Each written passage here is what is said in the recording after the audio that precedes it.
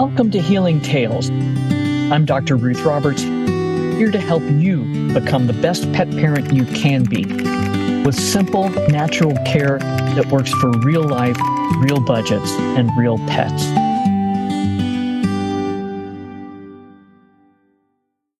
Good day. I'm Dr. Ruth Roberts. Welcome to another episode of Healing Tales. With me today is David Hartigan, the founder and CEO of Hemp Heroes, Ireland and Europe's leading seed-to-shelf hemp company.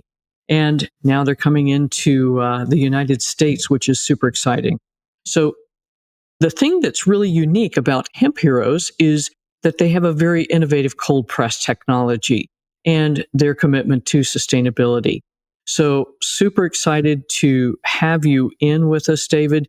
You've also introduced organic mushroom tinctures under your sister brand, Mush and Company. And before all this, you spent over 6 years as a business consultant at PricewaterhouseCoopers, one of the, I don't know, what is it, the big four now in terms of accounting firms? Yeah. Yeah. And you were recognized as Ireland's top 30 under 30 entrepreneur. So welcome. Glad to have you here. Yeah, no, thanks so much. I'm absolutely delighted to be on the podcast. So really appreciate you inviting me on. Happy to have you. And so how did you end up going from accountancy and business consultancy into hemp for dogs and cats? I'd love to hear this story. Yeah, so funny, when I look back now, I've been in the pet industry just over 7 years, and I probably would have never imagined myself being in this industry. So as you've kind of rightly said, my background is kind of more business consultancy. So I've always been fascinated with business, even as a kid. So I was very entrepreneurial as a child. And I ended up doing a master's degree in business consultancy. I then joined Pricewaterhouse, and it was during my second year in PwC that I kind of created a little bit of a side hustle managing professional fighters. So going from managing professional fighters, I got them sponsored by CBD companies. And that's how CBD really came on my radar.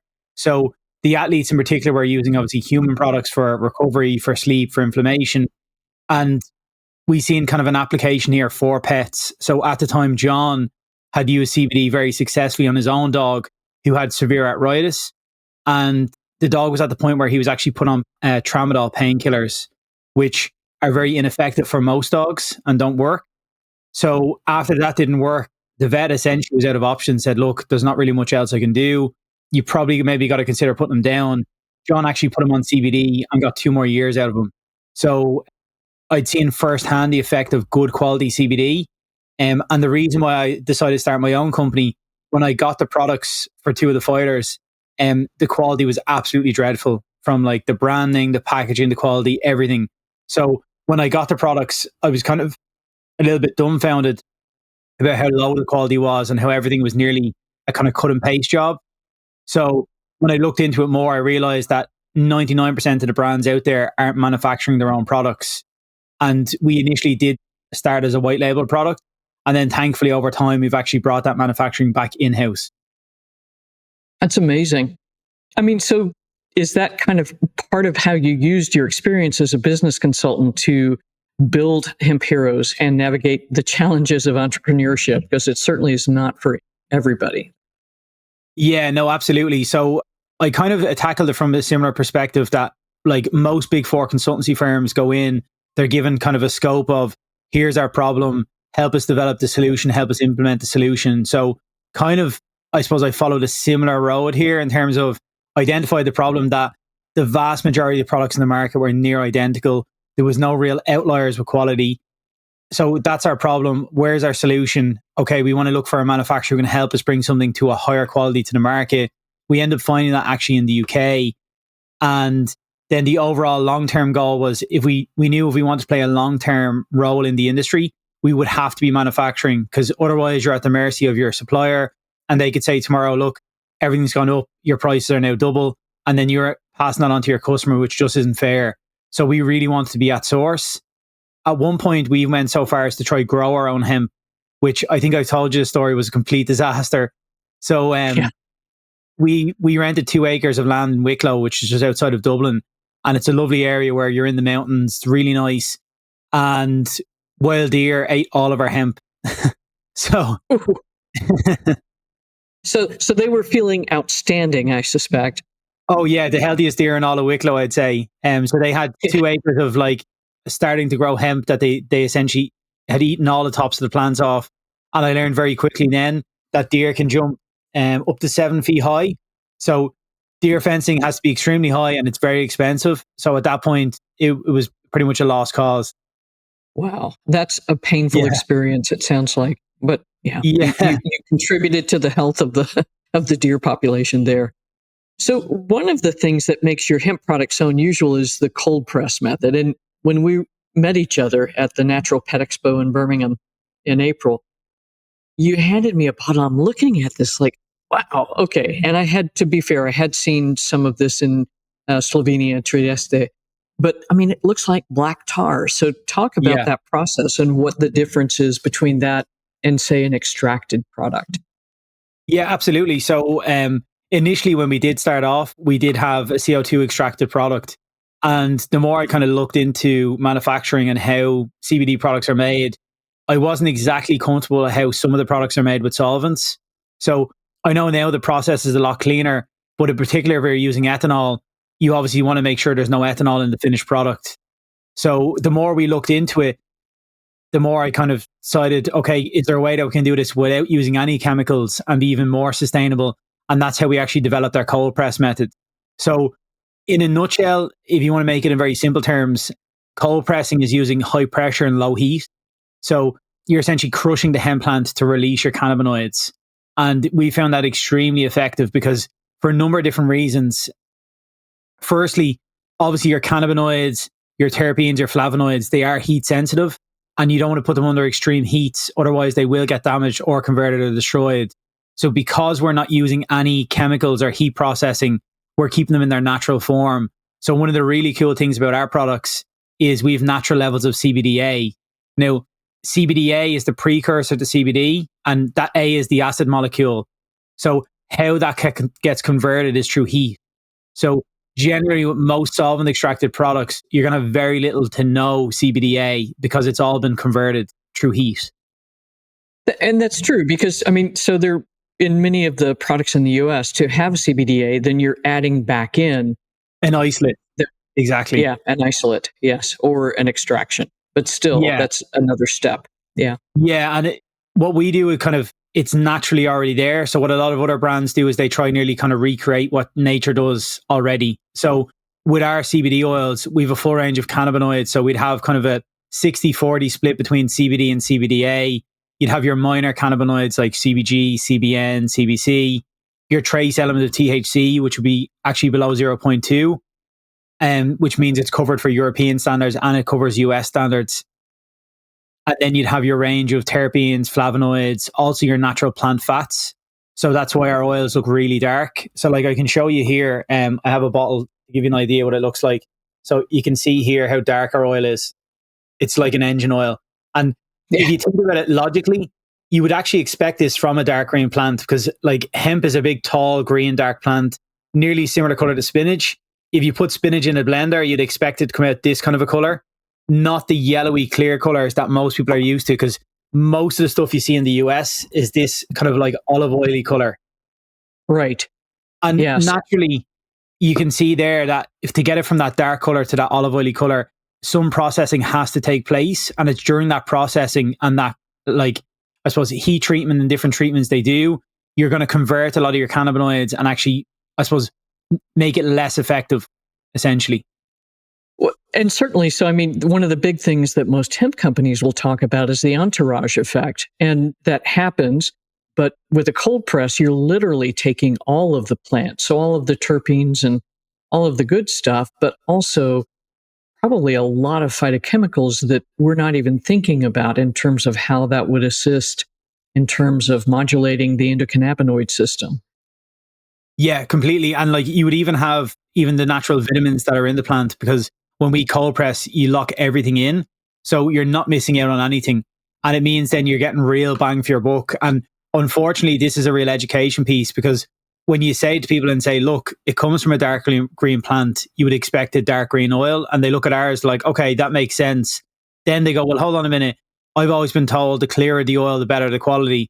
So like, who's telling me the truth here? And even at Global Pet that we done earlier this year, we had somebody who came over to our stand and we showed them our product. And they were like, oh, that makes perfect sense. They were like, another stand just across the way said, no, the clearer the product, the better. And I was like, well, if it looks like water and it comes from a dark green plant, that's been ultra processed and I can nearly put money on it. You're after buying CBD isolate. And like isolate is the most refined version. You've removed all of them on our beneficial compounds, which you discussed, and you've only CBD left. And CBD isolate is so cheap to make because it's so ineffective.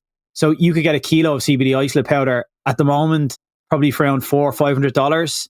1 gram of that powder makes 1,000 milligram tincture. So it means that company is making a tincture in terms of their CBD, I suppose, ingredient cost is $0.50. And they might be selling you that for $50 for a finished product. Yeah, that's the thing that's really interesting. And I mean, so margin is what makes a business run, but I feel like some of the margins are a bit excessive for many of the brands. Oh yeah, big time. Yeah, right on. So, one of the things we started talking about is you have a seed to shelf approach. And so you try to grow a procedure. Yeah. And that didn't work so well. The deer sort of put you down. So what is that then if you're taking a seed to shelf approach for hemp heroes? Yeah. So instead of, I suppose, being hemp growers ourselves, we decided we'd leave that to the experts. So what we do is we work directly with raw organic hemp farmers. We bring in that raw plant material and then we manufacture it into finished products. So we work with farmers in Ireland, in Europe, and across the US who are all certified organic. That's one of our key criterias. So in Europe, we're already fully organic certified. And our goal for later this year is to be USDA organic. And interestingly, European standards are actually a lot higher than USDA organic. So if we can pass that hurdle, I imagine we can get USDA organic pretty easy. Yeah, it's very interesting. So that's really cool. So then you work with the farmers to decide which varieties you want and that sort of stuff. And then literally you're watching the process every step of the way. Exactly. To the finished product. Because you've got to consider pretty much 90% of brands in the US are white label, private label. So they don't manufacture their products. And the vast majority are absolutely not working with raw organic hemp. So in most cases, the brands are either getting the product completely finished by a third party and essentially putting their label on it and then selling it to the customer. And they have a lovely story about how they started the brand, but they don't really know what's in their product. Or they may be buying in essentially their distillates, their isolates and their oils. And essentially they're a bottling operation where they bottle the product and then they put their label on it. Where we're much closer to source in that we're bringing in the raw hemp. We make sure all of our hemp is third party tested for its cannabinoid levels, its heavy metals, its pesticides to make sure it's clean. It should naturally be clean already because of the fact it's organic certified. And we'd have results coming from the hemp growers. We would then essentially produce our product, which would be our raw oil. That again is tested and then it's formulated. And then a SKU from each of our products is again third party tested. So you've testing at the source of the hemp, testing when we make our, bulk ingredient, and then testing on the individual SKU level. So we've three factor testing, which is probably the best you could do, bar testing every 100 product, which would be far too expensive. Yeah, that gets hideously expensive in a hurry. Yeah. So that's really interesting. If you were to, so if you're creating this product literally from the biomass and bottling it, some of your products, like the one that I use for Hio, which really worked well for her, by the way, you've got in a salmon oil, which is an unusual choice. So talk about how you're how you're blending the oils. That's an interesting. Yeah, so we decided we'd go with salmon oil because our products are cold pressed. They do have a bit of an earthy taste to them. So we wanted to make sure they were palatable for pets. So we use natural salmon oil. And in Europe, we've actually gotten that fully certified organic. And because the salmon oil that we use is such a high grade. And our goal in the US, again, would be to use probably an Alaskan salmon oil or something of a really good quality that has a good shelf life. And again, will give that palatability. And it also has some extra omegas in there, which are good naturally for the pets already. Right on.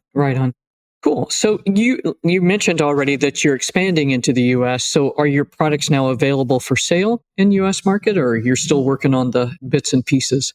Yeah, so we're still working on some of that at the moment. We essentially had kind of two options. We could have manufactured product here in Ireland and shipped it to the US, which probably would have been the easier option.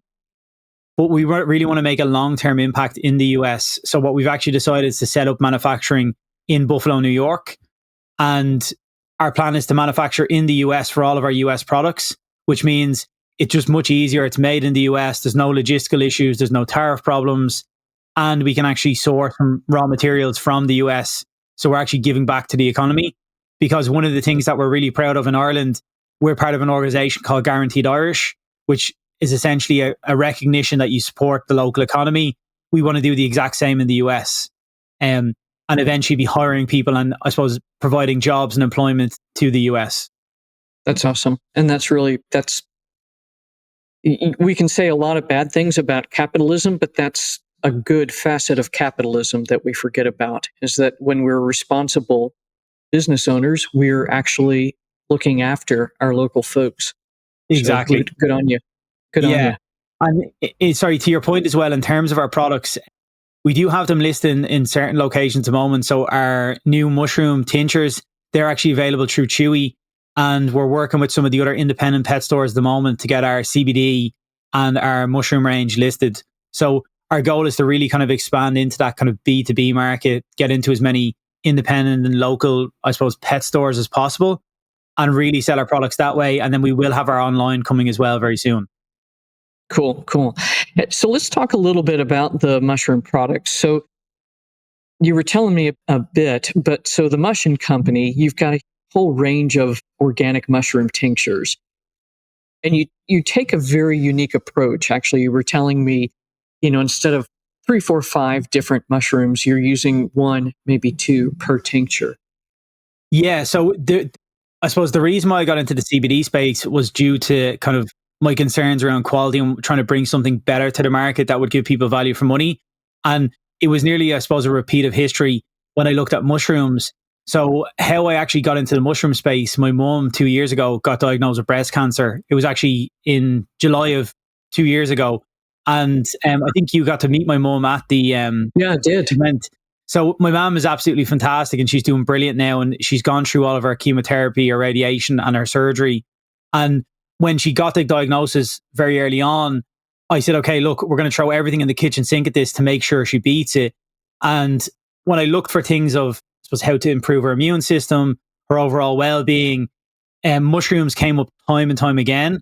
And when I looked at products out in the market in Europe, to be honest, again, I was quite dissatisfied with the quality. So one of the mushrooms I got my mum on very early on was turkey tail, which is brilliant for breast cancer. And there's a lot of really interesting research around that. I know Paul Stammel has his own story with his mum who used turkey tail quite successfully for her own breast cancer.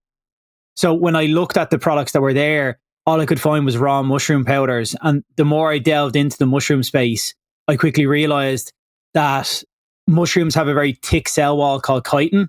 And unless you break down that chitin, you don't really unlock your polysaccharides, your beta glucans, your terpenes, which are really the benefits in the mushroom. And that's why traditionally a lot of these mushrooms come from Chinese medicine and would have been consumed as teas because the hot water would have essentially activated them. So when I looked at this, I went, okay, right, well, the vast majority of products in the market are raw mushroom powders. They're essentially dehydrating the mushroom and then turning to powder, which is a very cheap and ineffective way. And you can buy a kilo of lion's mane powder for probably about $60 or $70 if you buy it in bulk.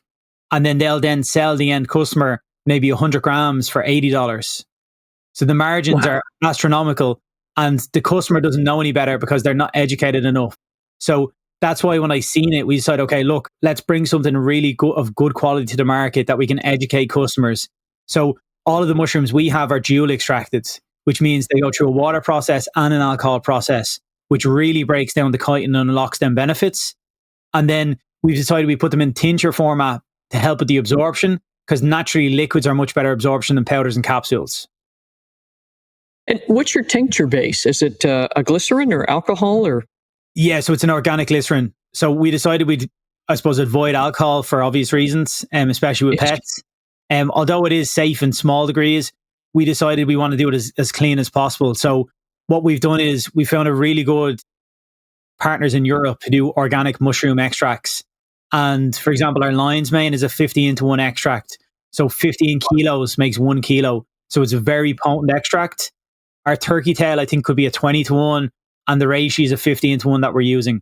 So we've really good, high quality extracts that we're using. They're then formulated with our organic glycerin. And then to give it extra functionality, we've added in natural botanicals. So with our Clarity for Pets, which is our lion's mane tincture, we've ashwagandha and ginseng in there, which again are really good natural, I suppose, adaptogenic herbs. Right on. And interestingly, in Chinese medicine, those two herbs are part of the Four Gentlemen, which is one of the foundational formulas for spleen qi deficiency. And so the spleen basically is the digestive organ in Chinese medicine. And Oh, if the okay. spleen ain't happy, ain't nobody happy. So, so it's interesting.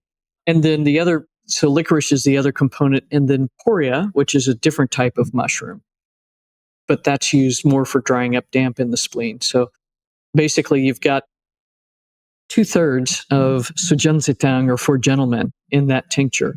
Oh, And okay. lion's mane, of course, is known well for its cognitive improvements. So Exactly. very cool. Yeah. Yeah. That's awesome. Yeah, and then we've the two other products. So we've our turkey tail, which has turmeric and black pepper to help with the activation, and that's more kind of immune support. And then we have reishi with passion flower and valerian root, again more for calming. So we've kind Right of on. tailored them towards different functions. Now we are working on some new ones. So at the moment we're working on cordyceps, which is more the kind of energy mushroom, and we're looking at using maca root and possibly rhodiola. That's interesting. Maca especially, because we Yeah, think about that in terms of hormone balance for people, right? And one of the things that I feel that our dogs especially deal with is because they are spayed and neutered so early in the United of States, course. they are thrown into andropause and menopause almost immediately. So that'll be interesting to see how that benefits those pets that are suffering from spay neuter syndrome. But that Yeah, makes a great deal of sense. Yeah, yeah, absolutely. hormone balance. And then the other thing as well, so what I've kind of seen in the US market in particular, a lot of the products out there are just raw powders. There's very few extracts. And when I have came across extracts, they're at very low levels. So I think our closest competitor would have in around kind of 25 to 30,000 milligrams per tincture. Our products have 150,000 milligrams. So by far are much more potent, and value for money wise, they're actually the same price point as kind of the leading kind of, I suppose, market competitor. So we're not charging the end customer for something that's 5 times more potent, and it's not 5 times more the price. And the reason why we can do that is because we're directly at source. We're bringing in these raw materials, which are all organic, and then we're manufacturing them into the finished product. So we've cut out a lot of that kind of waste and fat, which means we can pass that cost savings on to the consumer and to our retail partners. That's amazing. I mean, it's a fantastic business model. And I think that's really important to understand too, right? Because there's this raging war between fruiting body only or mycelial products, and Yeah. but really where the active ingredients are in the fruiting body. And if you do a proper extraction process, and especially if you're getting to like 50-to-1 with your turkey tail, that's incredibly potent. 50, sorry, 15. Yeah, not 50.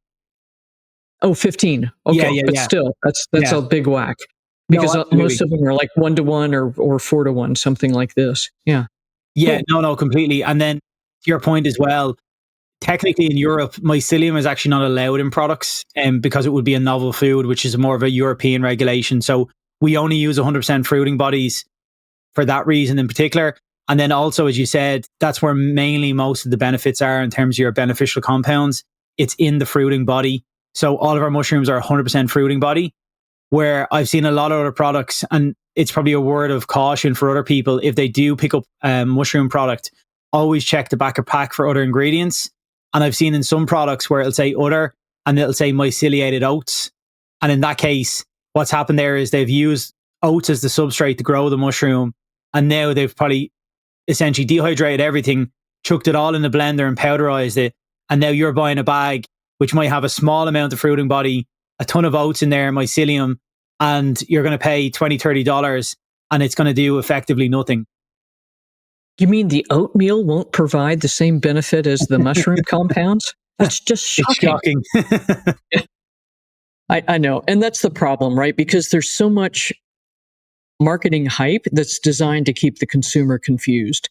And that's part of why I like what you're doing, because you're clarifying as much as you can as you go along. And that's the difficulty is like most of the products that I've seen in the past, they'll list the ingredients, but off it's a proprietary formula. So you don't know actually how Yeah, much of which is in there.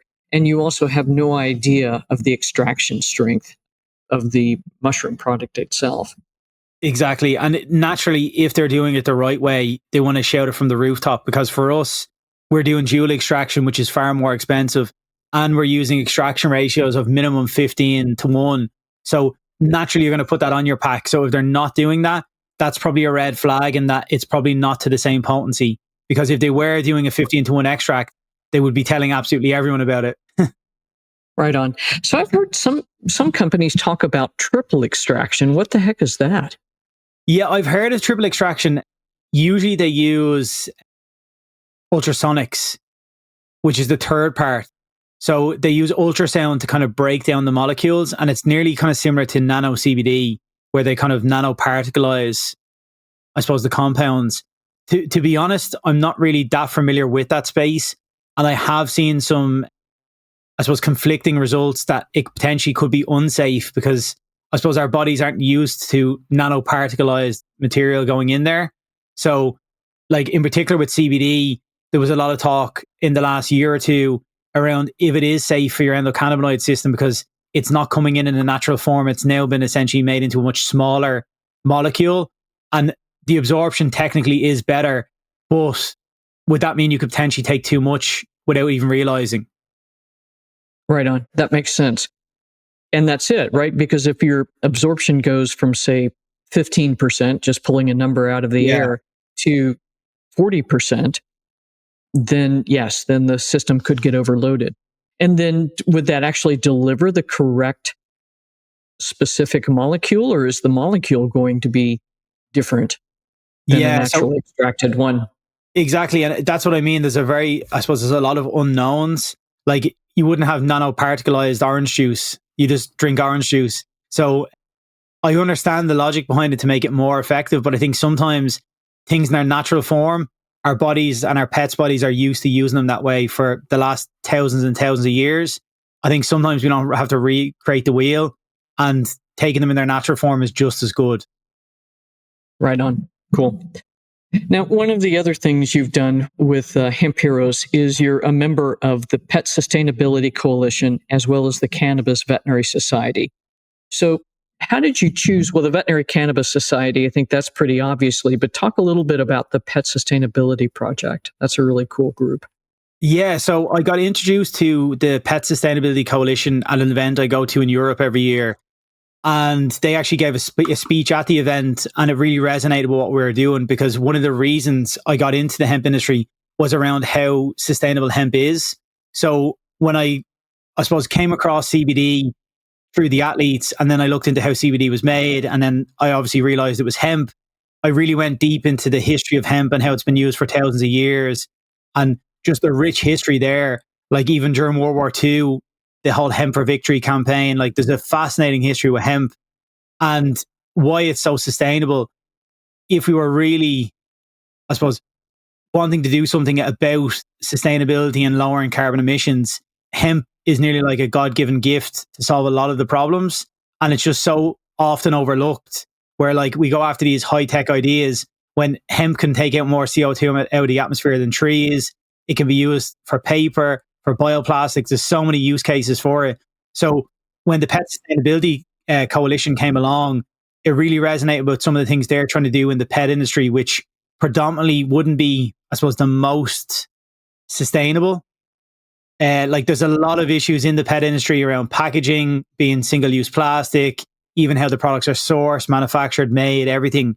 So when I got speaking to the team, it really fitted in with our, I suppose, ideology and ethos. And we decided we'd join. So during that time, I think within that year period, we actually became B Corp certified, and which again is another huge achievement.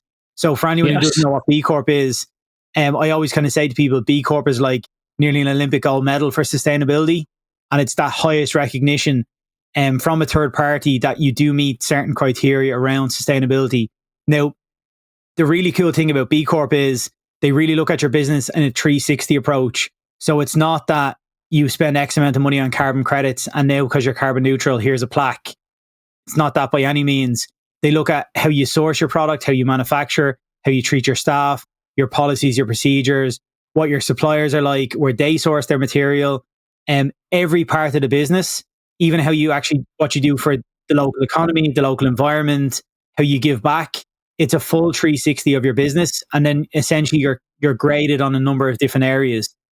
And the process took us a year to complete. And then at the end of it, then we had enough points to actually become B Corp certified. So we were the first hemp company in Ireland, UK to get B Corp, and the first pet company in Ireland to get B Corp certified. That is a hell of an accomplishment because that is an incredibly grueling process from what I've read. And Yeah. from talking with other business owners, it's like, oh my God. So well done, you. Yeah, no, it's not for the faint-hearted. It's not a pay-to-play system.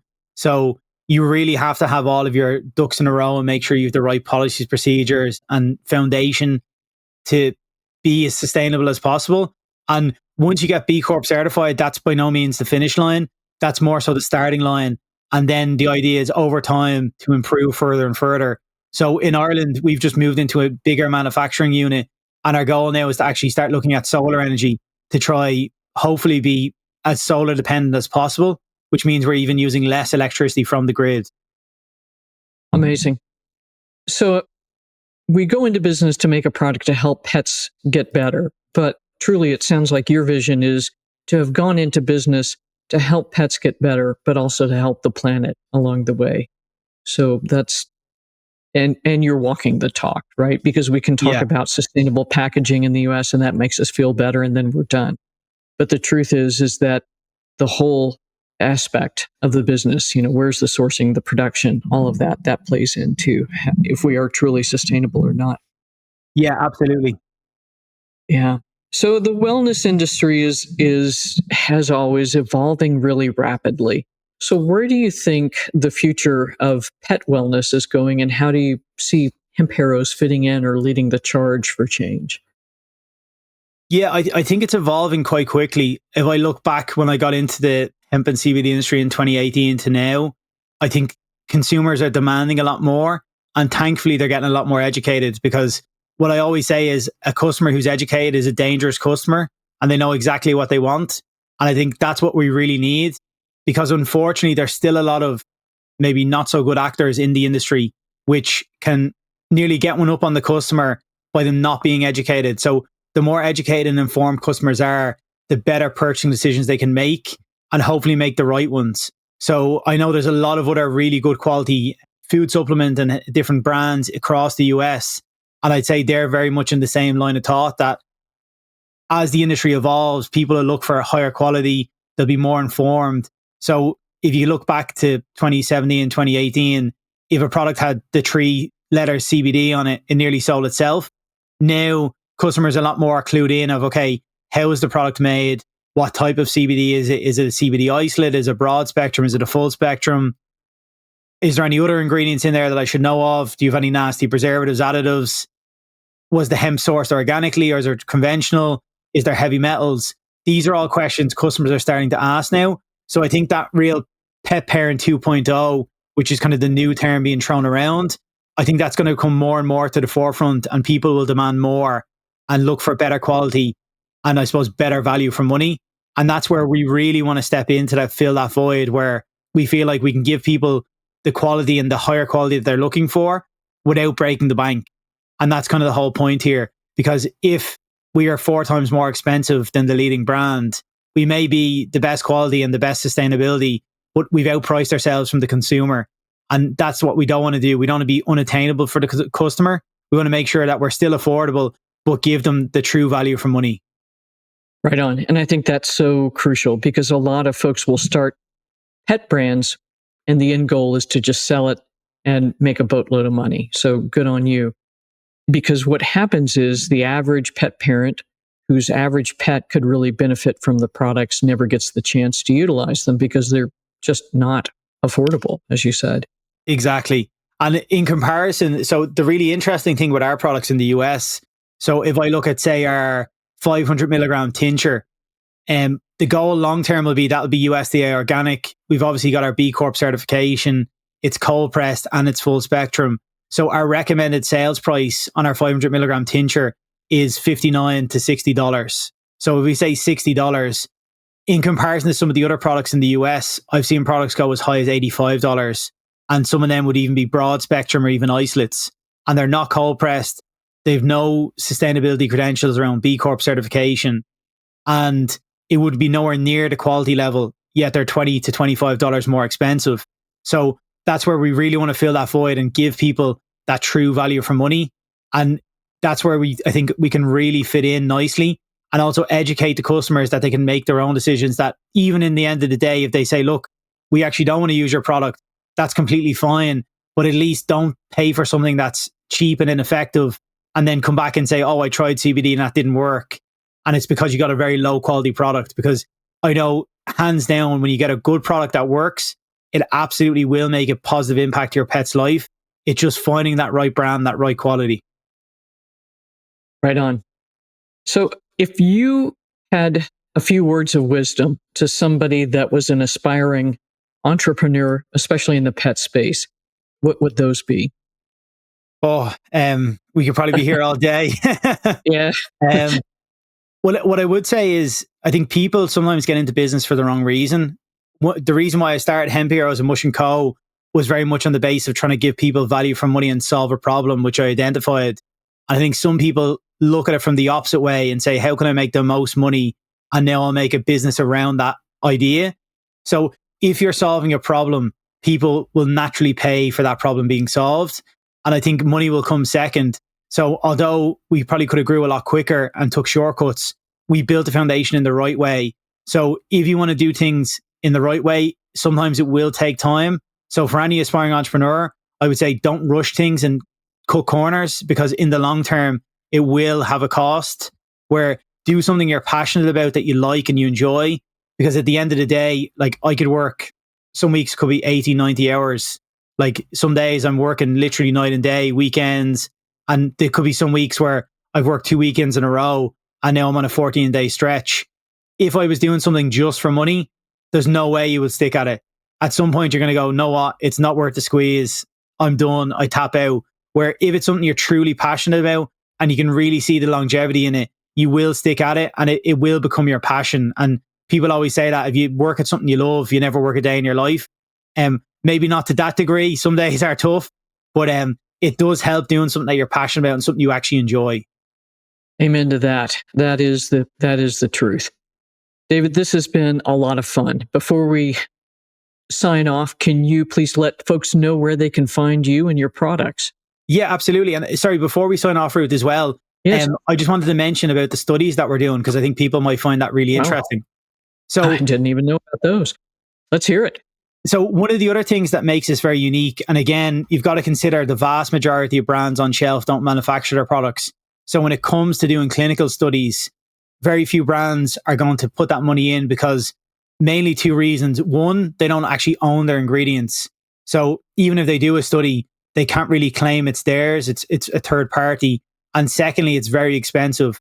So you're hardly going to spend all of that money to basically do the research for someone else. So what we've been doing for the last 4 years, we've been working with Ireland's largest veterinary university, which is called UCD. So UCD would be essentially the premier veterinary college in Ireland. And the vast majority of vets in Ireland get trained there, and then they'll go off into different practices. So we've been working with them on a clinical study to actually prove our cold press CBD helps with pain management for arthritis in dogs. And that study lasted, I think it ran for 18 months. So the way that we designed the study, initially we did want to use a force plate to get force plate analysis, but UCD doesn't actually have a force plate and they're quite expensive to buy, which became a little bit of a tricky situation. So what we done instead was we used the Helsinki Pain Index and the Liverpool method for measuring pain. So the way the study was designed, it was a double-blind control placebo. So half of the dogs would get product A, and then half would get product B, and essentially would then swap. So it was 6 weeks on product A or B. One of the products would have been our cold press CBD, and then the placebo in this case was hemp seed oil, which would have had essentially no cannabinoids. So 6 weeks on product A or B, a 6 week washout period, which meant they have absolutely nothing in their system. And if in the event they got the CBD first time round, it would mean there'd be no cannabinoids left there to affect the second round. And then they would swap to the opposite product. So what happened there was the vets were impartial and the pet owners. So they don't know what product they're being given. It's completely randomized A or B. And it means then the vets could actually take an assessment and pet owners could do their own individual survey of how their pet is moving, what their behavior is like. So after the study was completed, across the board, we've seen a reduction in pain, better movement, better mobility, and actual better overall, just overall kind of, I suppose, feeling for the dogs, that they were just a lot more calmer, relaxed. The actual pet owner said they just found that they were a lot more settled. So the results of the study should be published later this year. And our goal is to actually get that paper published in the American Journal of Veterinary Medicine, AJAVE. Cool. In JAVMA. Wow. Yeah. So, and that's really interesting. I mean, that's tough. So in the dogs that had the hemp product first, I mean, that must have become clear pretty quickly when they went off of that and got the second and got the placebo product. Amazing. Yeah. And that actually causes some issues because in some cases they knew which one they had, which was the CBD. And because it worked so well, they actually wanted to remove them from the study and put them back on the CBD, which caused a few issues. I bet it did. Yeah, that's the trouble. Yeah, it's interesting. I know that that's a tough situation when you're doing the real science, but the downside is that the pet or the person ends up suffering because the thing that was working is withdrawn. I know, yeah. And the good news is... It's a hard one. Yeah, and the good news is because that study went so well, we've actually completely changed the mind of the veterinary college and UCD. So now they're actually teaching CBD to their vets and to the students. Wow. And we've got a second study. So because the first one went so well, we've started a second study looking at how our cold press CBD can help with anxiety. And in that study, we're actually measuring their cortisol levels in blood samples. Ah, cool. Amazing. So that would be a really interesting study that's ongoing now. So that will probably run for the next year. And I think we'll have about 50 dogs, hopefully, in that cohort. So we'll have, again, a double-blind control. So we'll have them before any product on the placebo and on the CBD. So we'll be able to get a complete baseline level and then obviously compare across the other two. Sweet. Cool. Amazing stuff. And good for you for making the investment to prove that your product is indeed making the difference. And for opening veterinary medicine's eyes to what CBD products can do. Yeah, absolutely. And I think more vets will come around. It's just getting that research behind to show it's safe and effective. And there is something here. It's not a snake seed, like it's not snake oil. Once you get a good quality product, it does work. I think just unfortunately, the industry nearly gave itself a bad name for a lot of time due to the low standards initially.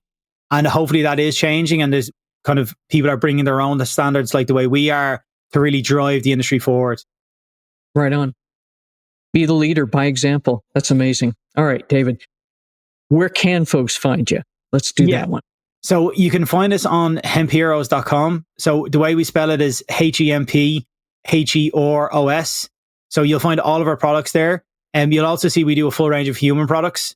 So all of our products there. If you have any queries or I suppose you're interested in even retailing our products or learning more, you can also get us by email. So you'll find our email on our website. And we also have Instagram. So it's just at Hemp Heroes, all one word. Wonderful. Cool. David, thanks so much for spending time and talking about really the unique structure you've put together with these products. And for those of you that are listening, stay tuned. We'll look for the next episode coming up. We'll have some more amazing speakers helping you help your pet in a more holistic fashion. Thanks for listening to Healing Tales, where pet parents become healers, one tail wag at a time. Want more tools and support? Head to drruthroberts.com. Until next time, trust your gut, question the noise, and keep showing up for your pet.